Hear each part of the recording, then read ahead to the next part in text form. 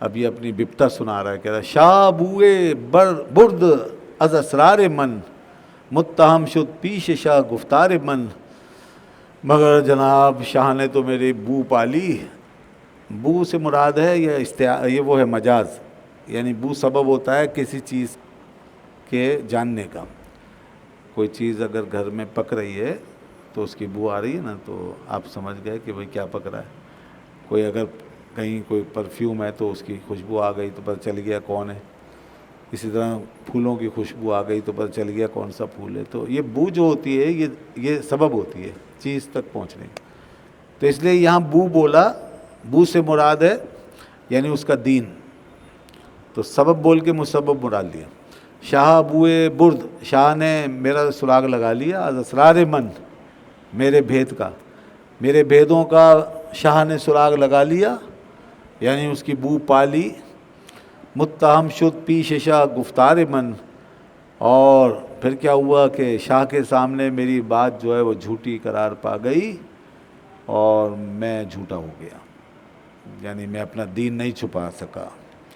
میں اس کو یہ باور کرا رہا تھا کہ میں یہودی ہوں، تمہارے جیسا ہوں، جو پچھلے شعر میں کہا کہ میں تمہارے جیسا ہوں، لیکن شاہ نے بالآخر مجھے پکڑ لیا اور میرا سراغ لگا لیا، اور یوں میں اس کے سامنے جھوٹا پڑ گیا.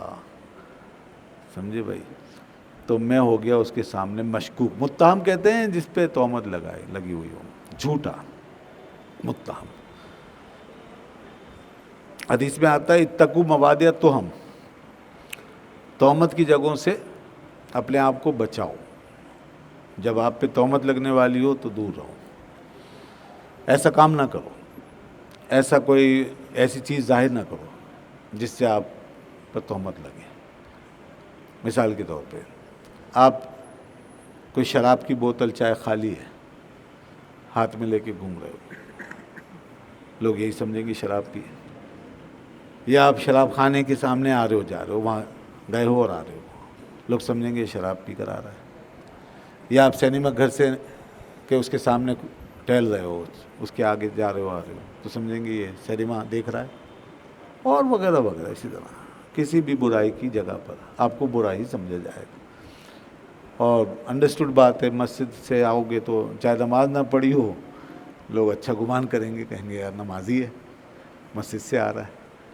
تو یہ ہوتی ہے تہمت والی بات کہ آدمی جو ہے نا وہ جہاں بھی ایسی جگہ پر جائے جہاں تہمت کا خطرہ ہے تو اس سے بچے، تہمت سے بچے. تو بہرحال وہ حدیث ہے اپنی جگہ، اس میں بڑی ہمارے لیے تربیت ہے.